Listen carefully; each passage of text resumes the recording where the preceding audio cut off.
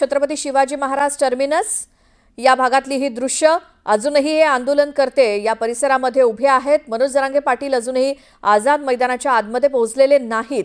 अधिक माहितीसाठी जाऊयात, आमचे प्रतिनिधी राहुल जोरी आपल्या सोबत आहेत। राहुल, अतिशय गजबजलेला हा परिसर सध्या दिसतोय, खच्चून गर्दी आहे मराठा आंदोलकांची। सीएसएमटी आणि एकूणच परिसरात बसेस अडकलेले दिसतायत, वाहनं अडकलेली असतील, काय या परिस्थितीबद्दल सांगाल? श्वेता, आता सध्या आपण बघतोय की मुंबईच्या अगदी मध्यवर्ती भाग जो आहे साऊथ मुंबई मधला सीएसटीतला हा सगळा परिसर आहे आणि याच ठिकाणी आंदोलकांकडून आता कुठेतरी चक्का जाम आंदोलनाला आता सुरुवात झाली असंच म्हणायला लागेल। एकंदरीत बघितलं तर आझाद मैदान परिसरामध्ये आंदोलनाची परवानगी दिली असताना देखील याच सगळ्या भागात हे आंदोलक एकत्र जमलेले आहेत। आपण बघतोय की सार्वजनिक वाहतूक बेस्टच्या सगळ्या बसेस ज्या आहेत त्या पूर्णपणे थांबवण्यात आलेले आहेत। पूर्णपणे जे पब्लिक ट्रान्सपोर्ट जे आहे ते बंद करण्यात आलेले आहे। या भागातनं जाणाऱ्या सगळ्या बसेसला आपण बघतो की पोलीस आणि आंदोलकांमध्ये चर्चा जी आहे ती सुरू आहे। पोलीस आयुक्त या सगळ्यांमध्ये देखील लक्ष घालतायत। एकंदरीत बघितलं तर रवींद्र शिसवे डीसीपी या ठिकाणी आहेत। यासोबत मुंडे सर हे देखील आंदोलकांशी संवाद साधण्याचा प्रयत्न करतायत, मात्र अद्यापही यावर बाजू आहे ती सुलटताना दिसत नाहीये। मोठ्या संख्येनं पोलीस फौजफाटा या ठिकाणी दाखल झालेला आहे। सोबत आंदोलकांनी वाहनांची अडचण करू नये, आंदोलकांनी पब्लिक ट्रान्सपोर्टला कुठल्याही पद्धतीचा अटकाव करू नये यासाठी पोलिसांकडून विनंती केली जाते। मात्र आता यातनं कसा नेमका मार्ग निघतोय, आता नेमकं ही गर्दी कशा पद्धतीने बाजूला करण्यात पोलीस हे होत आहेत हे देखील पाहावं लागेल। तुर्तास प्रयत्न सुरू आहेत आणि यामुळे पूर्णपणे ट्रॅफिक जे आहे ते थांबलेलं दिसतंय। राहुल, एकीकडे मनोज जरांगेंनी सांगितलं होतं अगदी शांततापूर्ण असं आंदोलन होईल, कुठेही हुल्लडबाजी होणार नाही। मनोज जरांगे पाटील हे त्यांच्या गाडीमध्ये आहेत, झोपलेले आहेत, मात्र ते आझाद मैदानपर्यंत पोहोचू शकलेले नाहीयेत कारण इतक्या मोठ्या प्रमाणात गर्दी। एक प्रकारे शक्ती प्रदर्शन मनोज जरांगेंकडनं मुंबईमध्ये होतोय असं म्हणायला हरकत नाही, त्याबद्दल काय सांगाल?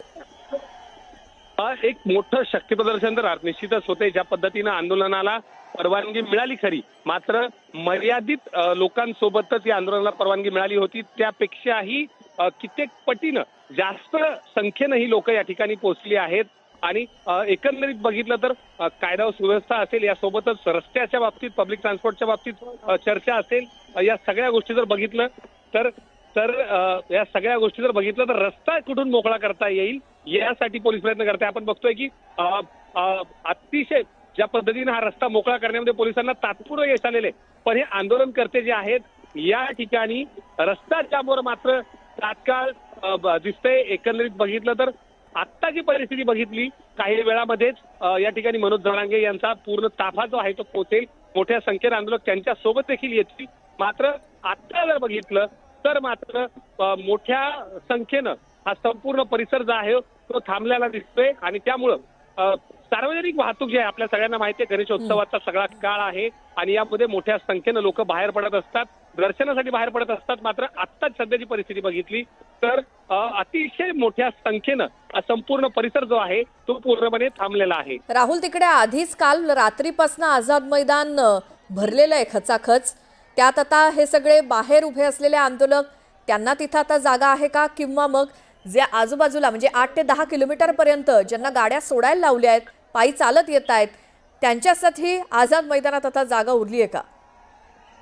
ज्या पद्धतीनं आपण आझाद मैदानाचा एकंदरीत जर ऑरा बघितला तर साधारण 5 ते 10 हजार कार्यकर्ते एका वेळी बसू शकतील अशी तिथली नियोजन होतं, तिथली व्यवस्था होती। मात्र त्यापेक्षा जास्त संख्येने कार्यकर्ते आल्यास दुसरी व्यवस्था नेमकी या संदर्भात काय केली जाते का, यासोबतच आझाद मैदानाला लागूनच असणाऱ्या मैदान जे आहे दुसरं ज्या ठिकाणी आंदोलनाला परवानगी नसते, मात्र तरी देखील अशा वेळी या सगळ्या आंदोलकांसाठी बसण्याची काही वेगळी व्यवस्था करण्यात येते का? खास करून पावसाचं वातावरण आज सकाळपासून आहे आणि त्यामुळं या पावसाच्या वातावरणामध्ये देखील आंदोलकांना कुठला त्रास होणार नाही यासाठी काही वेगळी व्यवस्था केली जाते का हे देखील पाहावं लागेल। मात्र आता सध्या जर परिस्थिती बघितली तर मात्र आझाद मैदानाच्या वर बसायला आतापासूनच गर्दी खूप जास्त झाल्यानं जागा उरलेली नाहीये, त्यामुळे पर्यायी व्यवस्था किंवा पर्यायी जागा याबद्दल काही केली जाते का हे देखील पाहावं लागेल। रस्ता मोकळा करून देण्यात आलाय, काही टेम्पो बसेससाठी खाजगी वाहनं सुद्धा तिथे अडकली असतील, त्यांना एक वाट मधली मोकळी करून देण्यात आलेली आहे, त्यामुळे ही वाहतूक कोंडी कितीपर्यंत कधीपर्यंत सुटेल? अर्थात हे सगळा जमाव जो आहे तो आझाद मैदानात आतपर्यंत म्हणजे आतमध्ये कधीपर्यंत जाईल?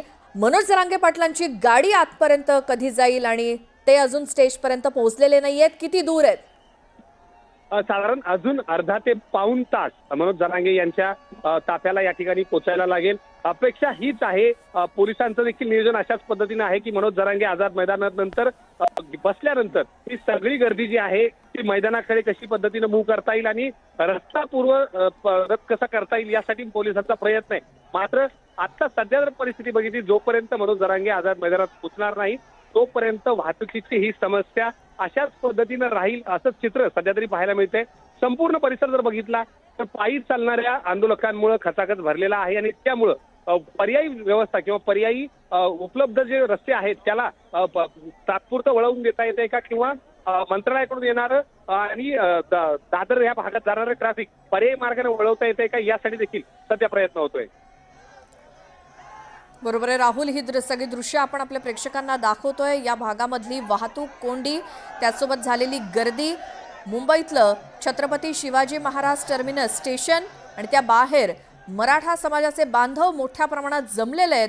कारण आज 29 ऑगस्टला मनोज जरांगे पाटील यांनी आंदोलनाची हाक दिली आणि त्याला प्रतिसाद देत महाराष्ट्रभरातनं हे आंदोलक हजारोंच्या संख्येनं आज मुंबईमध्ये येऊन धडकलेत. गणेशोत्सव जरी सुरू असला तरी आपण गणपतीची मूर्ती घेऊन जाऊ, तिथे गणेशोत्सव साजरा करू, असं मनोज जरांगे पाटील म्हणालेले होते.